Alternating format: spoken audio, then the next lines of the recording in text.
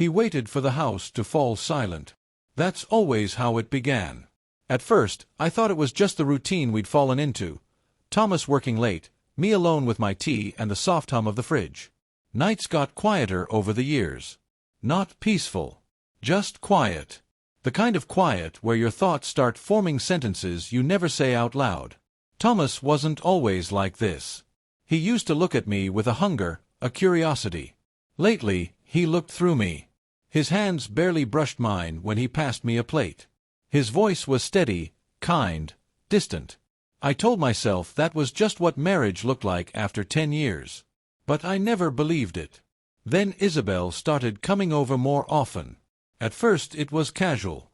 She'd bring wine, complain about Daniel, laugh a little too loud. She always lingered in the kitchen even after the music stopped. Her perfume clung to our cushions longer than her visit. She watched me sometimes, the way you watch something fragile to see if it'll break. One night, she asked, "Elena, do you ever feel like you're just waiting for something to crack?" I didn't answer.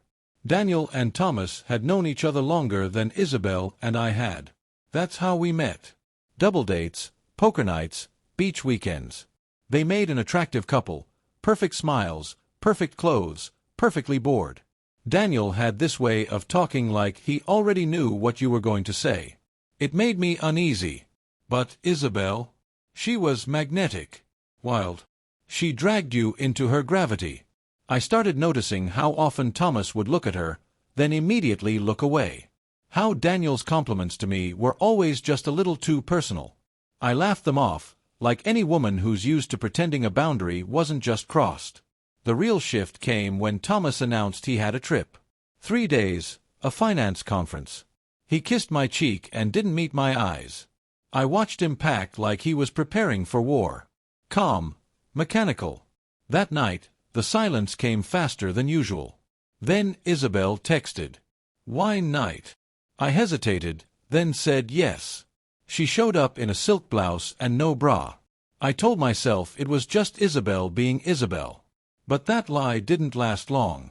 We drank, we laughed, we fell into old stories. Then she said, "You ever think they're hiding something too?" I asked what she meant.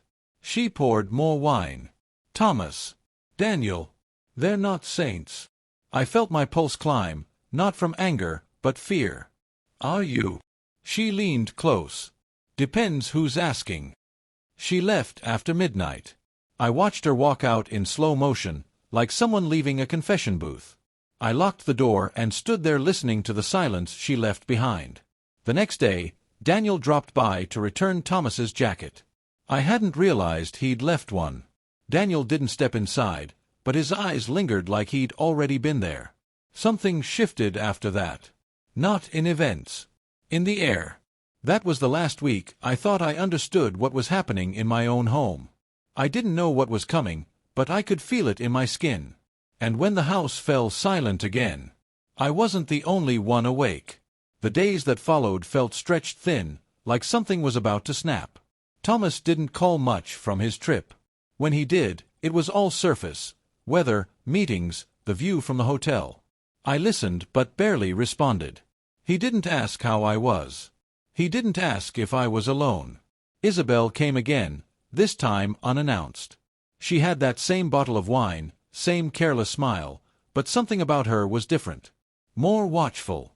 We sat in silence longer between words. "Do you trust Thomas?" she asked, finally. I didn't answer. I couldn't. Then she leaned back and said, "Daniel tells me things. Things I didn't ask to know." "What kind of things?" She just smiled, shook her head, and changed the subject. That night I checked Thomas's messages. Nothing. No texts from Isabel. No photos. Nothing suspicious. Which somehow made it worse. It was too clean. Too careful. The next evening Daniel showed up. He didn't ask to come in. He simply stood in the doorway and looked at me like I was supposed to understand something. "Thomas left this," he said, holding out a small black notebook. It didn't look like anything Thomas owned. "He always said you had secrets," Daniel added. I never believed him. "What are you doing here?" He stepped inside without permission. His cologne filled the air, sharp, commanding. He didn't touch me. He didn't need to. Every word he spoke was a quiet dare. "Elena, you ever wonder why people really get married?" I stayed silent. "To see what it takes to break the vow," he said. He left without waiting for a response. That night, I sat alone with the wine Isabel had left and the silence Thomas had mastered. I read the notebook. Nothing inside. Blank. Just like his calls. Just like the look in his eyes before he left. 2 days later, Isabel invited me over. Just her, she said. No Daniel. No expectations. The house was dim. Candles. Music. A single glass waiting for me. She told me we were going to play a game. Truth or dare. Like we were girls again. Just one round, she said. Truth, I said. She leaned in. Do you want me? I swallowed hard. I didn't answer. That was an answer. Then the front door creaked. Daniel walked in. Neither of them looked surprised. Not at each other. Not at me. No one spoke for a long time. Then Isabel took my hand. You can leave, she said, or you can see how deep this goes. I didn't move. My heart was loud. My body still. When the house fell silent that night, they both came to me. And I let them. They didn't speak when they reached me. They didn't need to. Isabel's fingers brushed mine first. Then Daniel stood behind me. I should have moved. I didn't. It didn't feel real. It didn't feel like a choice. It felt like I'd already made it long before that moment, somewhere in the silences I ignored, in the nights I let pass with questions I never asked. Their touch wasn't rough. It was slow, measured, familiar, somehow. My breath caught, but I didn't stop them. I didn't stop myself. I don't remember what I felt first, shame or relief. All I knew was that I wasn't alone anymore, and I hated how much I needed that. We didn't talk afterward. Daniel left first. Isabel stayed for a few minutes, watching me like she was trying to decide if I was real. Then she left, too. I sat in the kitchen until the sun came up, listening to the hum of the refrigerator, trying to pretend the world hadn't shifted under me. Thomas came home that afternoon. He kissed my cheek like always. I nearly flinched. I waited for the confrontation. For the question. It never came. He unpacked his bag.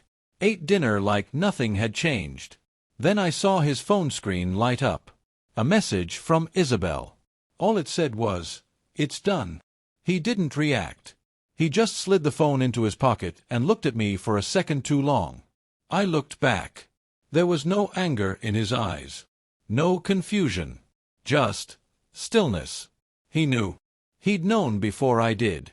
That night, I lay next to him in bed, my heart pounding so hard I thought it would wake him. But he never stirred.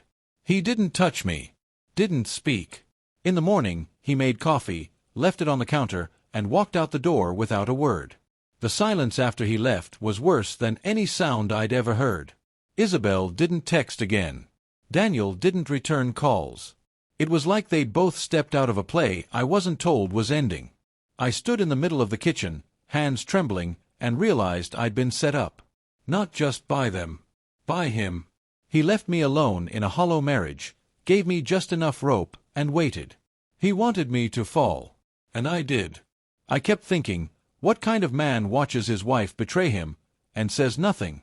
The kind that already left you long ago. I didn't see Thomas for 3 days after that morning. No calls. No messages. Just the echo of a slammed door and a cold cup of coffee. I checked the locks more than once, not because I feared he'd return, but because I feared he wouldn't. I cleaned the house out of habit, not purpose. Washed sheets I didn't sleep on. Scrubbed dishes I hadn't used. The silence pressed harder now. It wasn't peace. It was judgment. When he did return, he didn't carry a bag. Didn't step inside. Just stood in the doorway, eyes scanning me like I was a crime scene he didn't need to investigate anymore. I knew, he said. I always knew. I opened my mouth, but there was nothing to say. Words would have insulted the silence between us. He looked past me, to the hallway, the rooms behind me, then back. "You were never really mine," he said. Then he turned and left. This time, it felt final. I sat down and tried to piece it together. Where the line blurred, when the test began, who failed who? But the answers didn't come. Just memories, looping. A hand brushing mine. A kiss I didn't pull away from. A stare I held too long. No more Isabel. No more Daniel. Like they'd been written out of the script once their roles were done. I called her once. Disconnected. His number rang, then silence. I understood then, I wasn't the victim. I was the finale. They didn't love me. They didn't want me. They wanted to watch me fall. And Thomas? He just waited. He didn't scream. He didn't hit. He didn't cry. He set the trap and let me walk into it. That's the kind of betrayal no apology fits. I tried to move on. But the silence clung to me. Every night, I waited for sounds that never came. No key in the lock. No footsteps down the hall. Just the hum of an empty house and my thoughts gnawing at themselves. Even in sleep, I saw their faces. Not accusing. Not cruel. Just entertained. I wasn't angry anymore. Just hollow. Some nights, I whisper his name. Not because I miss him, but because I want him to hear the echo of what he left behind. And every time the house falls silent now, I think of that night. I think of how they came to me. And I remember how quiet betrayal can be.